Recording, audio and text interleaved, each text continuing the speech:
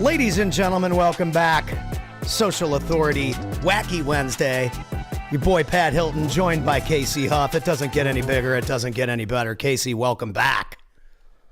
Good to be back. Good to be back. It's always good to be seen, isn't it? Right? I mean, and that could go like two ways. Depends on who's seeing you. That is actually, it could go three ways. It could go three ways. You could never be seen again. You could be seen, or you could be seen by the wrong people. I love it. 100%. Cool. Rock and roll. So another Wednesday, we're putting in the work. We've got long days ahead of us. What are you guys looking at over there in real estate land in Fort Worth as far as deal flow? What do we got? What can we help people with this week? Our direct to seller, us going straight to the source for deal flow is, just as good this month. So 90 days consecutively, we've really been rocking and rolling. This month was pretty light acquiring from wholesalers. So I think that can attribute to a lot of other investors and buyers, or, they're needing some inventory. So they're stepping up the game. Summer months are coming. So they're starting to buy, more deals with tighter margins instead of waiting and buying right. So, we've definitely seen that trend over the last 30 days. So it's pretty hard to acquire from other investors right now. And or wholesalers, I should say. Yeah, I was going to say even in the wholesale space. I mean, we're always going to see JVs when it comes to wholesale deals, because you got the bird dogs and all these people looking for a way to hand off deals or something like that. You're not into the daisy chain style, which I think is smart because you get to control the whole deal. That bird dog or whatever strategy might be great for beginners. Why is that a bad idea for advanced investors when you want to control the whole deal?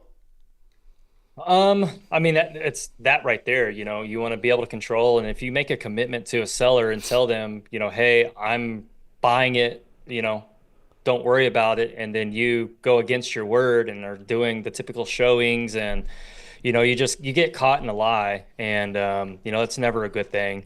So we actually had a deal last week that, we 100% plan on closing, but we were like, hey, we can probably wholesale this thing and make like 75% of what we would if we flipped it. And so, Investor Lift is a big software out there that we wanted to try. So we put it up out there, and then within like 2 hours, we had some daisy chainer kid named Philip. We don't know yet who Philip is, but at the closing table, we'll get his info and call him out. He went straight to the seller and tried to go around us. So, Wow. And he used Investor Lift? Yeah, he got it off of Investor Lift. Yep. Wow. And went straight to the seller. I'll send that to Robert. Robert would be interested to know that. But here's the thing about good CEOs, because I know Robert, and he's always been good to me. He wants to know that, because if people are going to do that on his software, and those are customers or clients, and they're going to abuse a newcomer, that's not good business. Yeah. Now, he might not even know that either. I bet you he doesn't. How would he, by the way? Number one. And number two, he needs to know. Yeah, no, from what some other colleagues have told me is, I guess there is a way to report them in Investor Lift. I would. We need to close the transaction, and then we'll deal with that. So, little old Philip. Hunting down a little daisy chainer, like that doesn't do shit. He's hey, Philip, we're on to you, buddy. Account. We're on to you, Philly bagpipes, Philly cream cheese. He'll probably just create another account and he'll be right back in. So, I mean, it is what it is. That's actually kind of funny. If you're going to go on something like that where everybody knows everybody, number one, that's really, really a stupid thing to do. Number two, he might not even be Philip. His name might be Luke. And he's just there named Philip so he can try and daisy chain people's deals, which is also stupid because Robert's not an idiot. He can trace your IP address. He knows where your computer is. Yeah. Yeah. So for us, that's just like, you know what, take it down. We'll deal with it. We'll close it. Then we can wholesale it. Then we'll close it and sell it, or we'll close it and flip it. Like, I don't really care. It is what it is. Right. So. Yeah. It just sucks because it's like, you know what I mean? As a user, it's like, I can see that both ways because you're developing software and stuff, and sometimes you just have rogue users. And I've said this on the show before that, like, it's not Russell Brunson's fault that somebody builds a scam click funnel. It's just software. Yeah. Like, that doesn't make Russell a scam. People have this so backward. It's not his fault somebody's a jerk. It's our job as the entrepreneur community to call that kind of stuff out. And dude, I used to be Captain Call Out. And Yeah, you were recently, pretty savage back in the day. recently I've held a little bit back on that. And the reason is because I don't have to. There's enough ammo out there and there's enough people out there that I don't have to be that guy anymore. Because Yeah, they'll do it themselves. they're going to do it themselves, bro. The community smells it like Yep. pretty dang quick. It's not hard anymore. Whereas back in Yeah. the day, social media, not as many people were using it. So like the people that had a voice had to do that. There was Yeah. no option, or people were not going to be protected. Now you pull a move like that and they have your IP address, they have your information, boom, boom, boom. I'm going to text him after the show and tell him, hey, Philip's trying to daisy chain my boy's deals. And he's going to be like, what? Yeah. Who? Where's it located? What's the address? Yeah. Boom, he'll... No, I know he will. Yeah. So But that's good. It needs to be called out. So if you guys are going on softwares where we all know each other and you're pulling shit like that, like, dude, that is not smart. And also, is that illegal? Is it illegal for someone to take your listing and then like go around? Don't you have a contract with this person? yeah, I mean it's pretty unethical 100%. And then yeah, I mean I'm sure there's some legal sides, I'm not licensed, so what that exact law they're breaking. Right. But yeah, I mean like if you're trying to buy a house from a neighbor and you have a contract and the neighbor comes in and starts messing with it, yeah, there's some fancy word for it, interfering with the deal essentially. But yeah, Because I a mean, contract is a legally binding agreement. correct. I mean, the problem is gurus, a specific one I won't name because you're kind of friends with them, created the whole daisy chaining thing and blew that up. And then now, everybody wants to make a quick buck instead of actually doing the work and building a proper business. So Right. it's easy, right? You just go on to Investor Lift, you look for deals posted, and then you go reverse engineer it and go straight to the seller. And yeah, like that can be a business model. It's shady as shit, but it's a business model for lazy people. Oh, yeah. That's one of the reasons why I'll be the first to say I don't want to do virtual wholesaling 100% because of that. Because I can't, I don't want to tell a homeowner that we're performing knowing that we're wholesaling it. So that's issue number one. So many, people do. And then number two is you have snakes like Philip that are going to go to them and just make the whole situation worse. Whereas when you're the end buyer, it is what it is, man. I got, no option period. I put 10K down. We're ready to go. Get your shit and get out. Like real estate gets super simple when you just do it the right way and treat people right, Dude, it's funny. There's this song, my buddy Kyle listens to this guy named Russ, and I never really got into him until recently. He's been sending me his stuff for years. He's got this song called Do It Myself, and this guy never got picked up by labels. You know me, I always go to music. Never got picked up. They had to produce all of his own videos, X, Y, and Z. He's got this huge brand now and sells out arenas. He's got a song called I'll Just Do It Myself.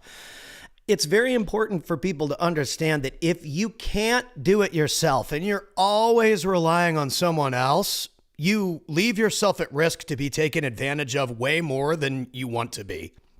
And so that goes to marketing channels too. Everybody that's using the third-party services, PPL, the call centers, all that stuff, your business, your income, your family's livelihood is fully dependent on a third party that could give two shits about you except for just collecting your money. So that's why I've built everything that I've built so I can control it 100%. So yeah. Right. And I mean, again, there's certain services that are great, but if you want to control the flow, and even if you want to just monitor the output of one of those things, give it a try, give it one and measure it against what you're already doing. But don't just replace everything that you're doing in one category and expect that someone else is going to do it for you.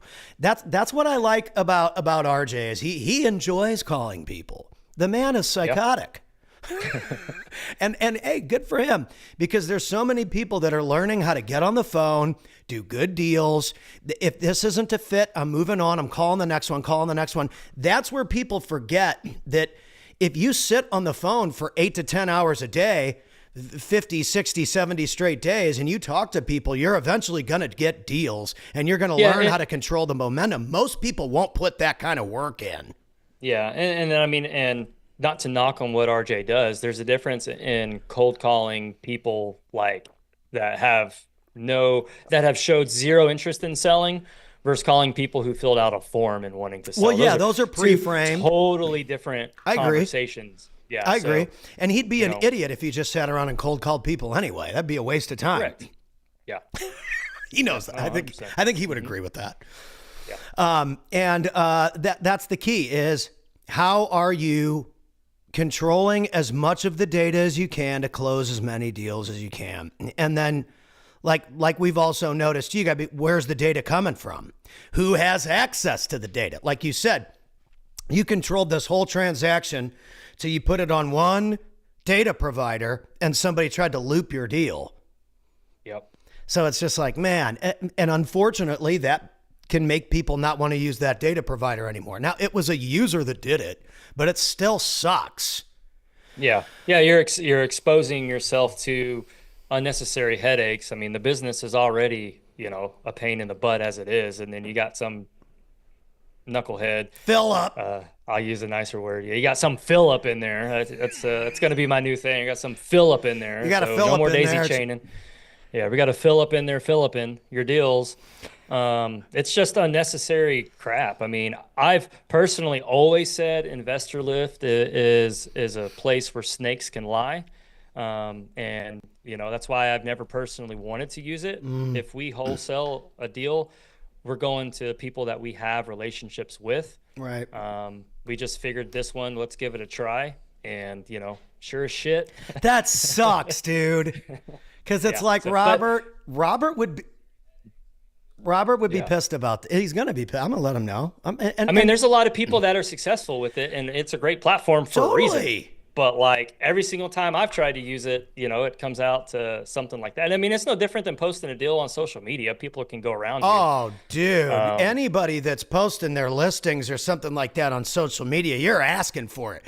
And again, I love Pace, but like if you go into the Creative Real Estate with Pace Morby group and give everybody your deal information, I mean, dude, what do you expect to happen?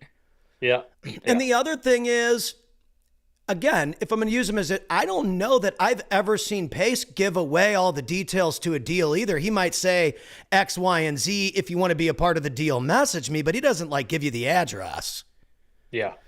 You got to be careful with this stuff, folks. You don't want to just throw stuff out there. We do edits, business acquisition edits, where people are breaking down deals in their groups, and we do not ever reveal the deal on the video, on the social media video calls. We have to edit out what kind of company it is and where it's located. We can show you what the revenue is and what the net profit is, what the FF&E is, etc. Deal flow kind of stuff, ARV kind of stuff for acquisitions. We do not ever reveal location or type of business. Bad move. Yeah. Yeah, no, 100%. So let's talk about that. Let's talk about the numbers, and let's talk about the conversion ratios. This is something I saw Carlos Reyes post about on his page, was contract to conversion. A lot of wholesalers will get tons of stuff under contract and then they close this many. Yeah. That can be a problem for people. Let's talk about how people can increase their contract to conversion ratio. And I kind of think I know what you're going to say, but will you break down what that looks like for people? Yeah, I mean, to have a high contract to conversion ratio, underwrite the deals and know what the value of the property is, and don't lock it up too high. Don't contract a property out in BFE that, there's no activity or traction from buyers out there. So, I mean, location is still number one in real estate, and then buying it at a good enough discount to where an investor that's going to acquire it is going to want to buy it. So if you do those things correctly and combine them, you will have a very high contract to close ratio.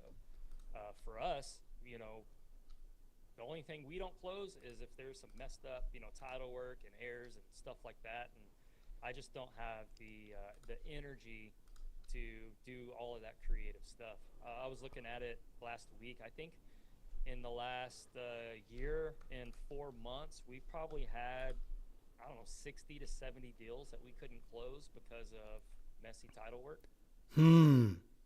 So, Messy title work. So for people that don't understand what messy title work means, will you break that down? Also, jigger your cable on the microphone for a minute here. See, kick back in, nice and loud. better, yeah. So yeah, there you go. Yeah. Get the wiggle jiggle. Title. What does dirty title mean? I think that and this is me too, like I talk about audio and video at this like way high advanced level, and I expect everyone to understand that you need a mini HDMI cable and this USB adapter and this thing connects directly to the thing. It just works directly on Bluetooth, and you're like, dude, it's not connected. Okay. Yeah. Explain, I think I had to ask ChatGPT how to connect it. Explain what messy title means and how it can screw your whole deal up. So there's, tons of different reasons why title can be messy. The main one is if someone passes and they don't have a will or anything like that in place, the family doesn't have funds to go do a probate. And so we, as the investor, do the hunting to find all the heirs, get them on board to close and stuff like that. And so if there's 10 siblings and grandchildren and all of that has rights to inherit the proceeds of the property, you have to get all of them on board. Or what some people do is they'll go buy portions of everybody's rights, and then they'll sue the people they can't find to perform, right? So if the house has back taxes of 20 grand, they'll go buy out 75% of the heirs. The other 30 don't want to sell. Okay, well, I'm going to buy all these heirs out. I'm going to go pay off the back taxes, and then I'm going to sue the other 30% for, the 50 grand that I put into the deal plus interest and stuff like that.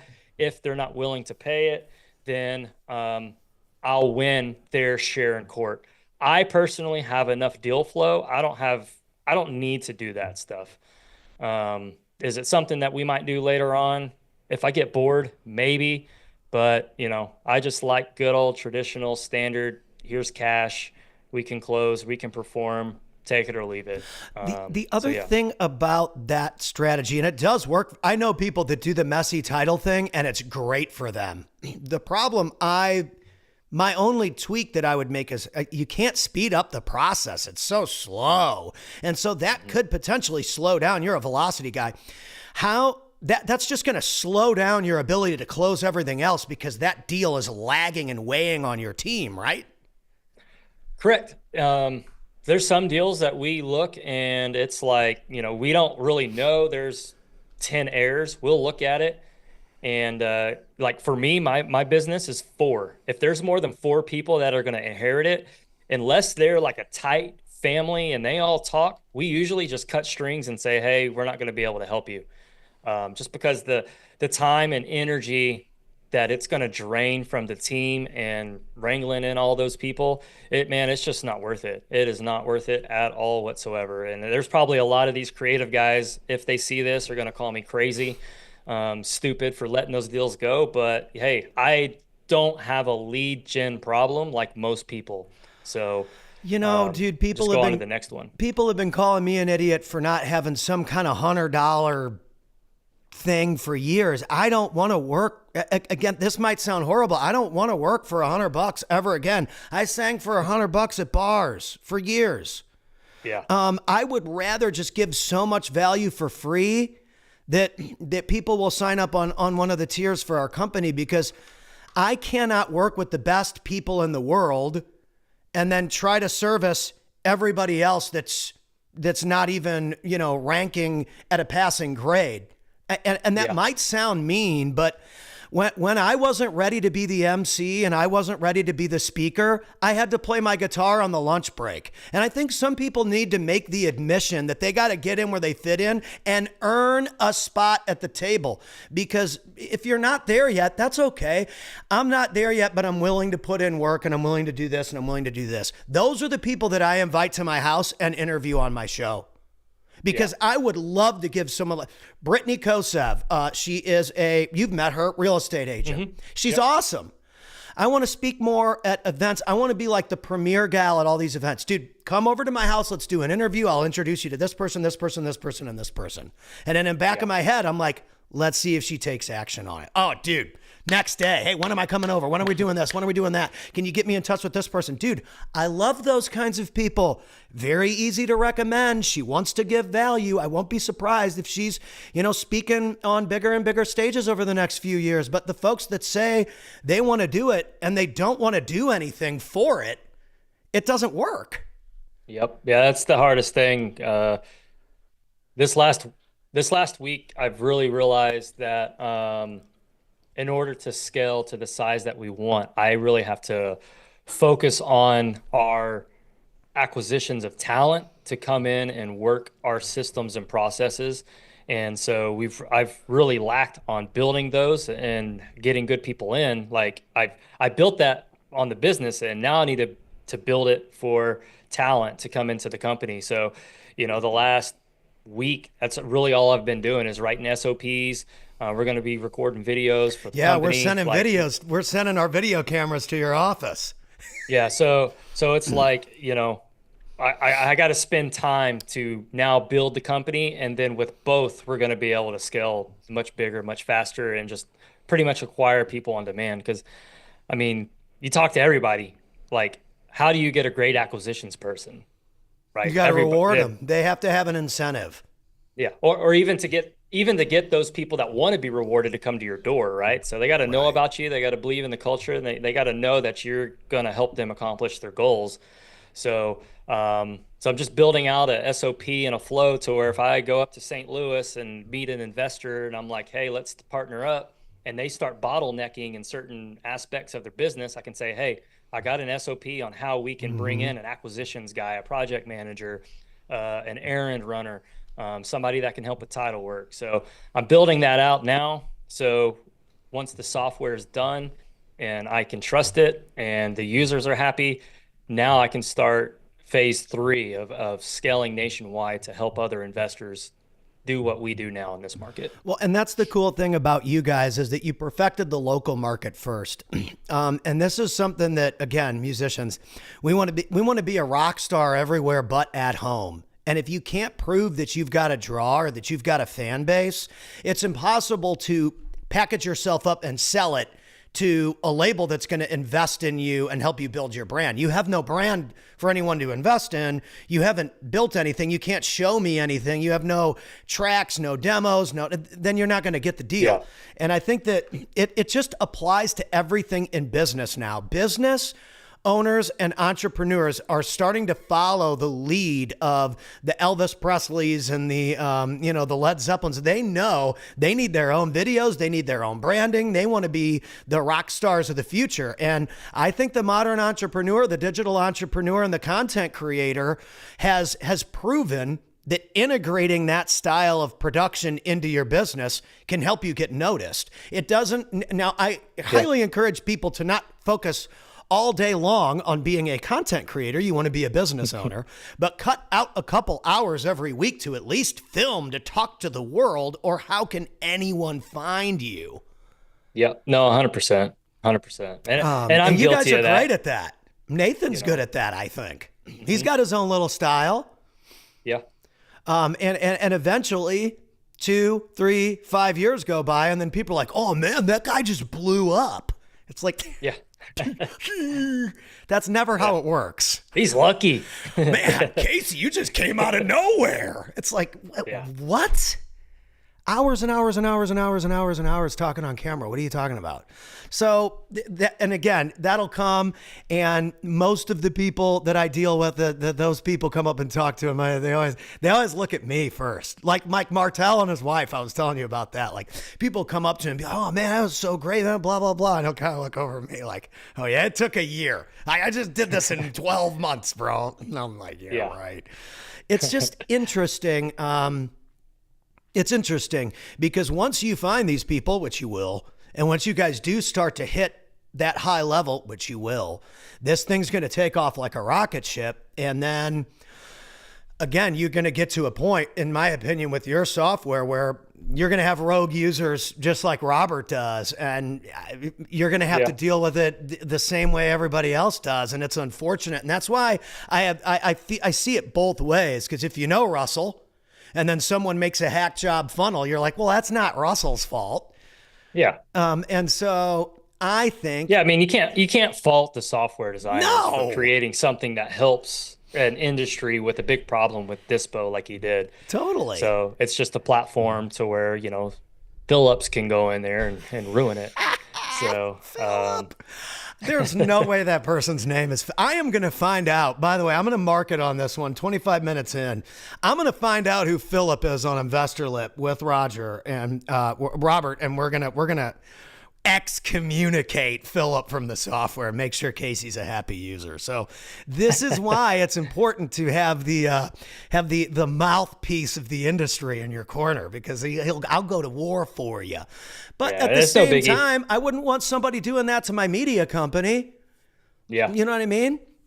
No, I mean, it's no different than all of the people that like now that hit you in the DMs like, oh, your editing sucks. Oh, like, let me edit your they videos. tell me my editing sucks all the time. And then I go look at their videos and they're shit. Yeah. I'm like, if you're going to tell me my edits are awful, which number one, they're not. Your edit better be so much better than mine. When I go to your page and I got the 3-camera St. Louis Blues song that I sang without auto-tune. So if it's a little out of tune, it's because it's not auto-tuned, and it's way better than anything on your page. And it was a joke. Okay. So my joke video is better than your serious video. Then take a hike, please. You video editor people. It's always interesting to see. I've always wondered that too. Like, piggyback. You're telling me that my shit sucks, and that's your pitch? Yeah. Your shit sucks. I can make it better. It's like, okay, you insulted my page, and now you want me to hire you. I've never understood that one. What they should do, I'm going to give all you hack video editors an idea. What you should do is download the podcast or something, take a little extra time, cut out a couple clips and make them look really nice and say, hey, whether you hire me or not, I'd love for you to use these. And if you do use a team, I'd like to work for that team because I want work. At least recommend me to your team, and maybe I can at least integrate with who you already use. That's a way less aggressive approach, and you're providing value up front. Because if me, the CEO who runs that page, likes your edits, maybe I'll hire you. Wow, looks like you did a great job. That clip was valuable. Who is he? I don't know. He messaged me. Here's his thing. He looks like he knows what he's doing. If you're an editor out there and you're not doing that, you're doing it wrong. It's the same way I got discovered by Gary Vaynerchuk and Grant Cardone, was just by singing them a song. Here you go. Use it or don't use it. But telling people that their stuff is garbage, you're insulting the business owner. It's stupid. It's like me coming in and being like, hey, dude, looks like your deal flow is not that great. I'm going to come in and I'm going to help you with and then you go to my page and I'm like a tennis player. You're like, how's this tennis player going to help me with real estate? You have 4 different things. You do real estate, crypto, CBD. Options trading. I sell CBD soap. Yeah. And you're helping people repair their credit. You guys got to think here. 4. It's just ridiculous. It's just ridiculous. You guys go hang out with Philip. Philip will help you guys out. Yeah, go get Philip. So I want to go back to square one, which is sourcing your own deals. If you source your own deals, you don't have to deal with Philip. You don't have to deal with any of that kind of stuff. And I think personally, because you're one of the only guys I've met that is able to 100% control that. Why is that so hard for people? Either a title company or this or that or the other thing. There's so many outside forces or lending or whatever that their deal can go to shit. How do you avoid any one of those possible deal killers from getting in and exploding your deal? Capital. You got to have cash. And time in it, time in the seat, right? So if one lender doesn't want to underwrite a deal, we have 4 or 5 backups. We probably have 1 or 2 lenders a month visiting us, walking through, seeing the operation. We peel back the couple layers of the onion for them. Getting loans on manufactured homes is kind of difficult with the way we want a lender to do it. And then once we pull it back and show them the spreads and everything like that, we've never missed a payment, XYZ, they're like, okay, we'll do these loans for you. So just kind of being that quiet giant, you can dictate a lot of things because we do have that high volume and high velocity. Dude, the quiet giant. I like that. I always say that, like, sometimes you'll be backstage at an event or something and you're talking to some people and, another group will roll in as another group rolls out. Cause like speakers, this is so crazy to say, but everybody knows it. Speakers like to show up 6 minutes before they're going to speak. So They don't hang out generally, especially if they have to travel in and out. So I get it sometimes, but a lot of times a speaker will show up. They have to speak. They show up 10 minutes before they're going to speak, takes pictures, they go speak, and then they freaking leave. So like there's groups coming in and out of the backstage area. Like every hour that there's a new speaker, there's like a flip of the backstage room. Like there's different people. So if you want to like meet someone or take a picture with someone and their spouse, like you have to be fast. Like it's got to be a 5-second thing, the quickest selfie ever, because you don't want to bother people, especially before they speak, because they're trying to think. And so what you'll notice is that sometimes they'll roll in with somebody and it's a really quiet person. And you're like, I wonder who this person is. That's usually the guy that you don't want to fuck with. The quiet guy that shows up with somebody that's important. You don't want to fuck with that guy because that's the guy that if something's going to go wrong, that guy is going to step in and they might not look like a dangerous person. They are. Yeah. So just remember that. You're backstage and you see some guy and you think he's just some kind of dude just hanging out with the keynote speaker, man. No. No. He's a quiet giant. Careful. Yeah. It's funny. And then, especially with those events, I think people get so hyped up, they get so excited, and they go back and on Monday they're hyped up, Tuesday they're hyped up, by Thursday or Friday, they're getting their ass kicked again, and they're ready to throw in the towel. How do we install the necessary precursors that say, hey, I'm anticipating getting hit? Because I think that people go through life and they're like, if I can just not hit anything, I'll be okay. So I'll just go 22. I just posted about this morning. I'll just go 25 miles an hour.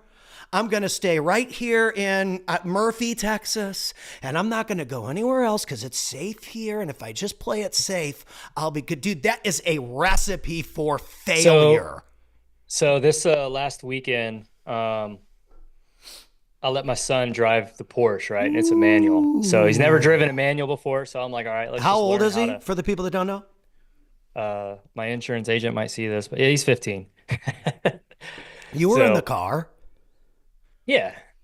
I was in the car. But no, so we're teaching him, just how to start and go with the clutch. And then once he's done, he stalls it one time. He's kind of done. I was like, all right, my turn. And so it's that exact same thing. You have 2 different types of exotic car owners, those that buy them and baby them and don't drive them. And then you have guys like me that get in them one day a week and just drive the living daylights out of that car. And it needs the other 6 days to recoup. That's right. So, we have a lot of traffic circles in our neighborhood and subdivisions going into them. And man, like there's nothing better than hitting a traffic circle going 50, 60 miles an hour. And your son's just like hanging on for dear life. You're like fighting the wheel, screaming. tires screeching, the front brakes just grabbing. Like it's an adrenaline rush. It's so much fun. But yeah, I mean, to to go live your life and stress and worry about XYZ. That's why I'm a firm believer of getting in the gym, in COVID, right? As I was starting this business and this journey was like doing fitness at the same time. Because if you can mentally wake up every single morning, go get your ass kicked, and then go work in your business, like, hey, you're getting sued today. All right, forward the email over. Like, it is what it is, you know? Right. It's not as bad as dying in a gym. So Your like ability to it's handle stress increases exponentially with the more stress you put on yourself in other areas.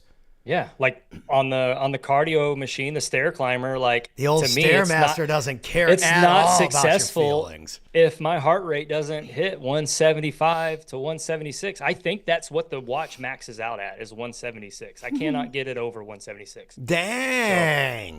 like so yeah, I see. mean, it is what Let's it see. is. Is it the Apple Watch? No, it's Android, it's a Samsung. Oh, it's probably got a better resolution on the camera, even though I'm an Apple user. I'm willing to admit when the specs are better. Samsung has, hey, I mean, it is what it is. It is what it is. Casey's one of those people we have to text on like WhatsApp, and like we can't get Yeah. you can't get a hold of Casey on iMessage, folks. Man, so with the software, I'm trying to get Apple to. So I had to go build my Apple app under my buddy's subscription. Developer account. Yeah, like they darn near want a blood sample of the business to register for Apple to just be able to transfer ownership. So a part of me is just like, screw it. Like, I'll just leave it under my buddy's name. And they're like, well, we need a document. Oh, well, you have a minority owner. You need to go have that notarized. I was like, my attorney didn't make it notarized. For Like, putting an app on the App Store? for registering my business to host an app on the App Store. Register business to host app on No, I've been emailing Apple development all the time, but yeah, it's just stupid. They want like all your business docs. I see it. You need to here, enroll in the Apple Developer Program. Organization information. You need a DUNS number. Chamber Yeah, all of that stuff. Commerce. Oh my goodness gracious. And they wanted an employee badge and a business card, and I'm like, You don't just want even me to need write- this to get merchant processing. No. So I submitted them a sticky note with my company name, and then I put owner operator as my business card. So it's so stupid. But yeah, I'm anti-Apple. Oh, yeah, I know. A lot of people are. I don't really blame you. Our whole team uses Windows. The reason why, in my opinion, and here's a good software lesson for you. You're a creative, and you either want to do really, really great video production, or you want to do real music production. Most music producers use a system called Pro Tools recording. That's what I use when I like really track a song. I did the blues song. I did it live. I didn't go too crazy with it, but I use Pro Tools and multi-tracked that song. Pro Tools is Windows, Mac, Linux. Anybody can buy and use Windows. And Pro Tools. Anybody can use the Adobe suite. It doesn't matter if it's Linux, Mac, Windows. I'm sure it runs on iPads. I mean, they have Adobe Premiere Pro for everything. If you are a developer, unfortunately, you got to be available for everyone. Yep. We're gonna figure that out, how to do the Apple thing. I'm determined because, dude, Apple people are so loyal. I will say that about Apple people. They love everything Apple. I'm working dude, through it. And we I email still use Final development Cut Pro. once a week. I still use Final Cut Pro. It's only for Apple users. I think it's the best video editing program. This program, everyone's always like, dude, what do you stream with? How do you get your stream to look so clean? I use an Apple program called Ecamm Live. I'm a total Apple psycho. But For what you do, Apple is I definitely was about to say that. good. But Yeah. for my style of business, it's nice to have everything synced. But I don't know that I would recommend that for everybody. Sal Shakir from the old All In team always roasts me on stage. He's a Windows user. I'm like, dude, you're roasting me? What? You're roasting your own MC? He's like, or go work for Pat. He'll buy you an Apple. I'm like, oh, oh. But I mean, dude, if you're just running a business, Windows gives you everything you need, and it's cheaper. Hate to break it to people, it's cheaper and it has almost the same specifications. So I'm not here to hate. I'm here to congratulate. So deal flow. Leads coming in. Leads are coming in. All right, break down some of the leads. Give us a little lead breakdown real quick. What does that mean? Leads coming in. What does that mean for someone that needs to know about real estate or that wishes they had a lead? Someone watching this has no leads. Yeah. A lot of people have no leads. Well, where are those coming from? What does that mean? Yeah, so this ecosystem of leads that are coming in this morning is from some data that we recently pulled, and my team is manually cold calling them, aka we're not slapping them into a multi-line dialer.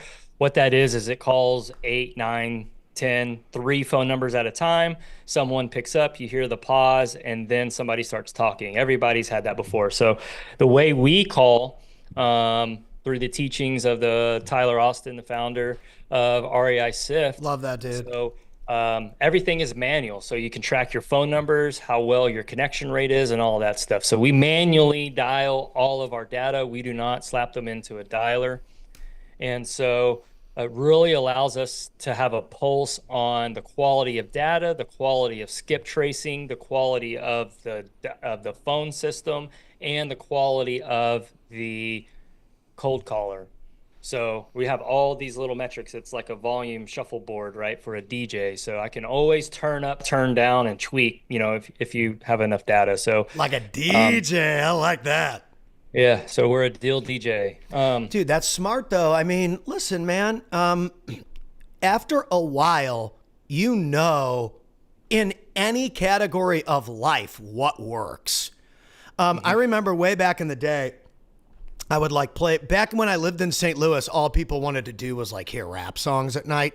So I would play my guitar for an hour and sing my songs. Then I would just plug into Spotify, and anything people wanted to hear, I would just click on the song, and that was me DJing.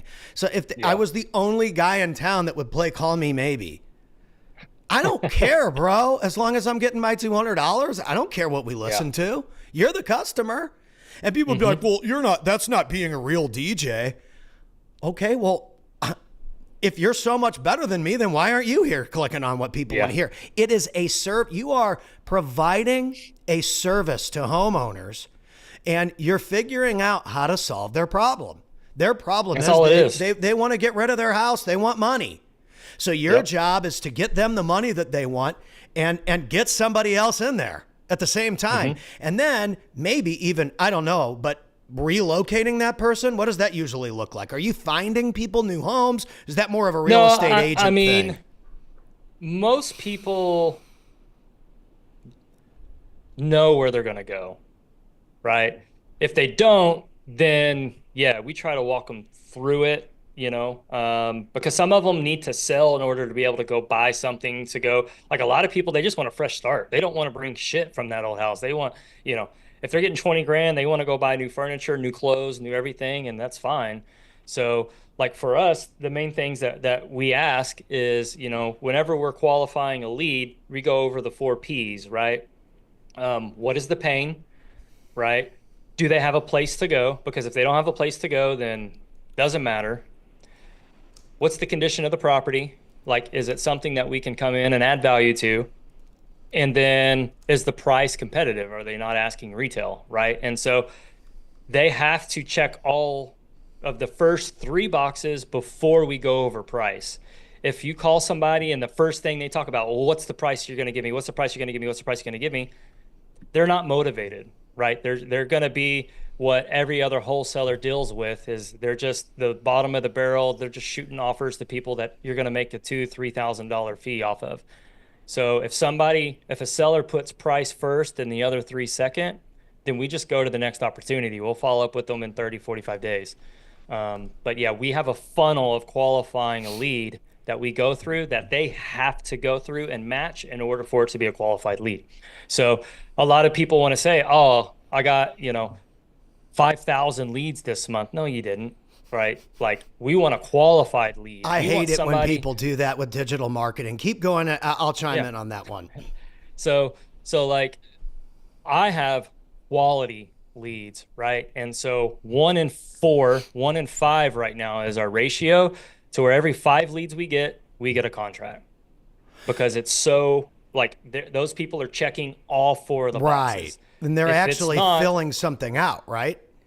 no, we do zero inbound marketing. Everything, I mean, we do direct mail, but like, I still have to create the list and the data that mail goes Got to. it. Everything I Got do it. is mail, single line, manual dialing. They don't even have click to call. They freaking have to copy and paste the phone number into the dialer, right? And then manual texting. Everything we do is manual. That's And smart. everybody says it doesn't work, but it clearly does when you have the right systems and processes in place. And people, this is why you're going to attract a ton of talent over the next few years, because of this stuff, because most people are not in control of anything. They think they are. If you take labor out of the equation, that's my biggest expense. But in actual marketing dollars and mail, skip tracing, and the systems that I use, I probably only spend anywhere from $4,500 to $5,500 a month to generate the leads. The rest is my VA labor.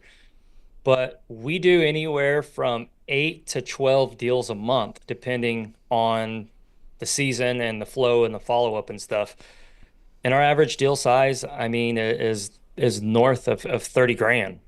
So to Right. spend 5 to make, multiple 6 figures a month, right? The system works. We're not doing all the PPC and PPL and all that stuff. So Well, so yeah, and I that mean, we're stuff highly, can be expensive too. And yeah. then it's So like, we're ultra. it disappears it's- when you turn it off.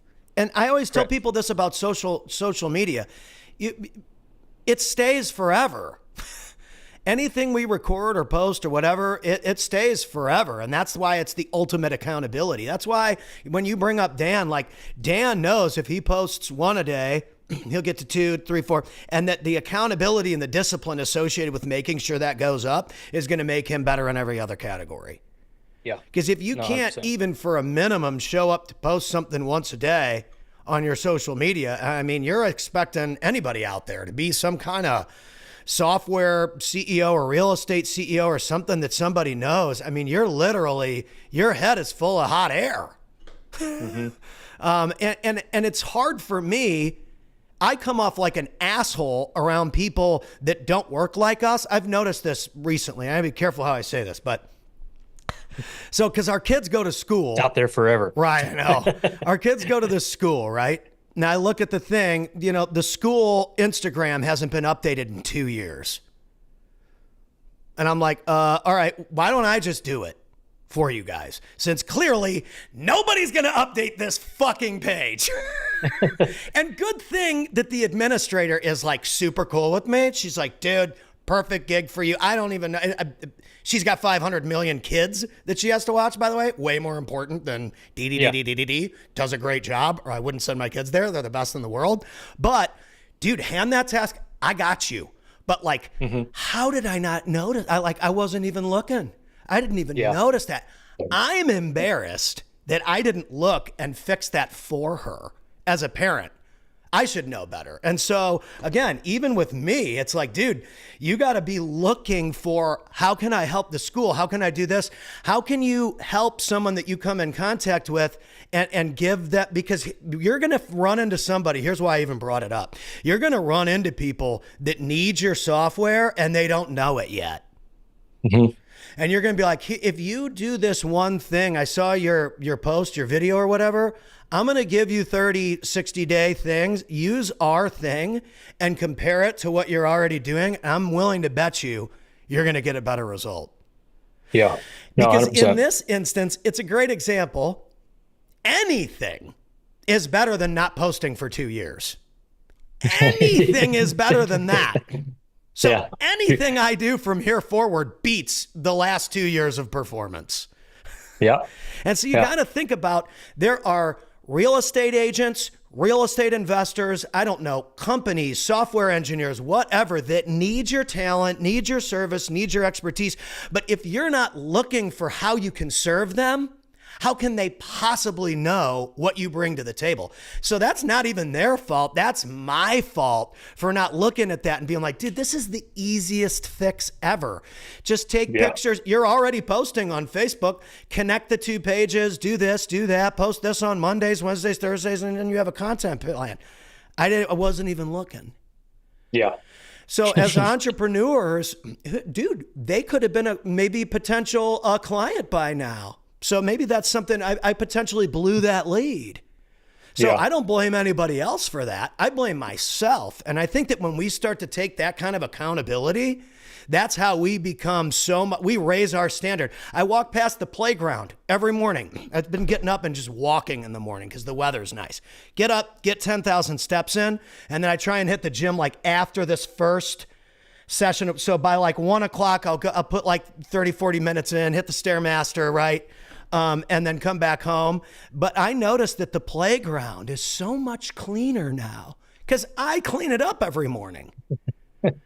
People come in, you've been to our neighborhood. That park, when you pull into my neighborhood, it's public. It's like Murphy Public Park, which is fine. Everybody's cool that comes into the park, but they leave their shit everywhere because it's not their neighborhood. So they don't care. So someone from the neighborhood has to care. City of Murphy doesn't care. I have to care. I don't want that stuff blowing down the street onto my front yard. I don't want your Keystone light can in my freaking street with the amount of money we spend down the street. I don't want your ratchet ass Keystone light can, dog. Get it out of here. So my standard has to be raised, or that's going to be laying around. My kids are going to find it. What's this, Dad? Oh, dude, that's the cheapest, shittiest beer you can buy from 7-Eleven, honey. Only losers drink that. I don't even want to have that conversation, dude. I really don't. And so it's my job to make sure that's handled. If I want enrollment up for my kids, clearly somebody's going to have to step in and make that happen because it's not getting done. That's my fault as a social media CEO for not diagnosing that problem whenever my kids started. Yeah. And most people would be like, oh, well, that's their problem. It's like, no, it's not. You're the one who's a part of the community. You should be serving and helping them win. Yeah, the ability and the skill set and the know-how. So if you don't use that to help other people, then what is the point? And so with these shows, with these broadcasts, we're giving people so much information on how they can win. For people out there that are agents or investors, they want a team to work with, break down how they can get in touch with you and Nathan and get to work. Jiggle your cable again. You're dropping so much heat, you got to jiggle the wiggle again. You got to give the old giggle wiggle. Yeah, so there we go. Yeah, so agents is Ambition XRE. That's the brokerage side. If you want to come in and follow our PSL model, so we're going to teach you, hold you accountable on how to purchase investment properties, how to sell those properties, and then get you, retail listings, provide leads and stuff like that. And then Ambition Group is our investment side, to where if you want to be a project manager, you want to learn how to rehab, you want to be acquisitions, you want to learn how to acquire deals, disposition, sell those deals. I mean, the full thing. I mean, we pretty much have our hand in everything. So those are the two groups. You can find us on Facebook. Ambition Group for the investment side, Ambition XRE. Yeah, I'll put that in the comments. I'm going to take those and I'm going to pop those in the comments so you guys can just click on it. Casey works with some incredible people. He's got an awesome opportunity, and you guys are in Fort Worth, which is right in the center of everything here in Texas. And so if you're looking for someone, a lot of people, they just need a system to integrate into. They don't have capital for marketing. They don't want to be driving for dollars or anything. I don't blame you, dude. That is shit work, guys. So I have a gentleman that reached out to me last week asking about how we do direct mail. So gave him the rundown. Yep. I told him we were looking for an acquisitions person. He was like, well, can I just come do it? I'm like, sure. Yesterday was his first deal. First day, first deal. So he started and got a deal on his first day? Yep. Did he have any prior experience? A little bit. Little bit, but like not that much? Yeah, I think he's done a couple deals over the last year or two. And he closed one on his first day. Yeah, First just day. saved yourself about 20 more months of that other bullshit, bro. Good for you. Dude, that's smart. I tried to be a rock star beating on my guitar, traveling all over the country for 15 freaking years. And I'm like, I need to just sing for other people's audiences. Make something for this guy. This guy's on your Instagram telling you, who's got my money? Sing for the people. Who's got my money? Who's got me? And I'm like, dude, why don't I just sing for his audience? Like, even an idiot can realize, all right, well, if I make something for him, he's got all these people that have my money. This isn't hard, folks. There's Simple nothing concept. wrong with working for other people. Being an entrepreneur inside of an organization, integrating into an organization is great for some people. My dad is like a forensic accountant expert that worked for the same organization in St. Louis for 41 years. And he grew his own client base within that ecosystem, that accounting ecosystem, and became a partner and blah, blah, blah, blah, blah. I mean, he was quote unquote an employee, but he thought with an entrepreneur mind and built his own client list and helped that company grow, and eventually was an partner in the company. Working for someone else isn't a bad thing, guys. There's plenty of people who make millions of dollars working for other people. You don't have to work for yourself to do sales or to be an entrepreneur. That is a myth. Correct. You just got to have that mindset. You just need to come bring value to over the here person that's got your money. You guys already have deals, so many leads that you can't deal with them all, correct? Correct. What the hell? And you guys are spending all this money and you're like, I can't get leads. I can't get deals. I'm not closing anything. Dude, go sit in an office for a couple years and work for somebody that's dope. And you might not need to spend a dime on creating deal flow. Just close them.